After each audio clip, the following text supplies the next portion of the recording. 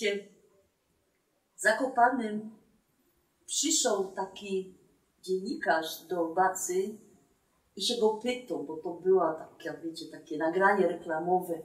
On się go pytał: Baco, a powiedzcie, no, co wy wolicie, masło czy margarina? A Baca padł, no pewnikiem, że margarina. No i tak się ten dziennikarz uradował, no bo wszyscy w tym Zakopanem szli za masłem, a sam jeden Baca za margaryną. No świetnie, będzie do jakiego szpotu reklamowego i się go pytał: Baco, a po jakim? A Baca padł, no bo wiecie, jakże jod z masłem, to mnie zawsze było zimno w nogi, a teraz jak jem z margaryną, to mi je w nogi ciepło. No ten dziennikarz się tak troszkę zastanowił, poszkrobał się po tej resztce czupryny i padł: ale Baco, jak to wam było ciepło czy zimno, jak to jest, no popatrzcie no mi. A Baca mówi: wiecie, jakże jod z masłem, to mi się pierzyna dźwigała.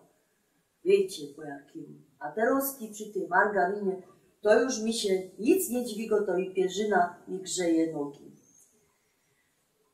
Ja bym chciała powiedzieć o czymś innym. My dzisiaj żyjemy w szczęśliwych czasach i zwłaszcza te młode pokolenie nawet nie wie, jak bardzo szczęśliwy.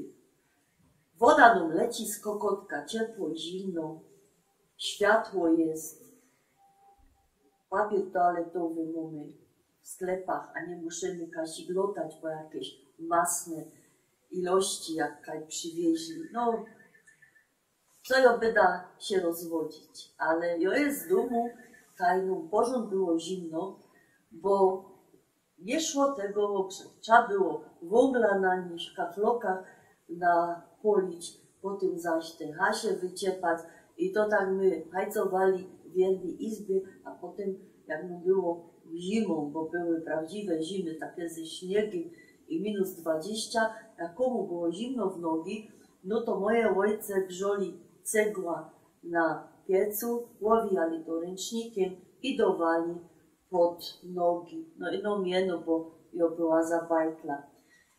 Jak się radzili inni ludzie, co byli może bogatsze, albo kasik mieszkali w większych miastach? Wiecie, dzisiaj to już żaden nie wie, a może niektórzy wiedzą, były rozmaite termofory. Te gumowe, to wy znacie, to wam nie by dało sprawiać. A to sam wygląda jak bańka na nafta, a to jest termofor. Sam się odkręcało ten próg, lało się gorąco woda, no i się na tym nogi trzymało. No póki ta woda nie wystygła, to szło tak bez godzina usnąć, a potem to już się człowiek grzał sup. My no jak się podziwamy sam nataczyć, to jest wypukłe, jak w to miał masny bas, to mu to szlapywało. To też wymyślili w czasach, kiedy zaczęło świętować aluminium richtig swoje, że tak powiem, drugie życie, wymyślili taki termofor. I oni dawno znodła na Allegro opis, że chłop napisał, że to jest menażka harcerska, no ją wypadała, panie, to nie menażka, i no termofor, bo to blank pasuje do basa i to takiego większego.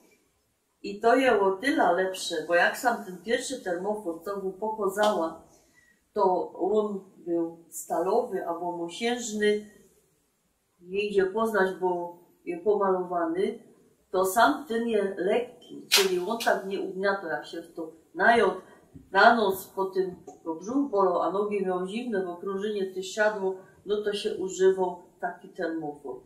Ja tak jest ciekawo, czy dzisiaj jeszcze ktoś używał takich systemów grzonia, ale jak się tak zastanowicie nad tym życiem waszych ojców czy dziadków, ja wam powiem, tak się popytajcie czasami, bo jak ja była w wieku tych młodych, co być mnie może słuchają, to zawsze babka zaczynała o sprawie tej osy, myślała: Zasiu, sprawił.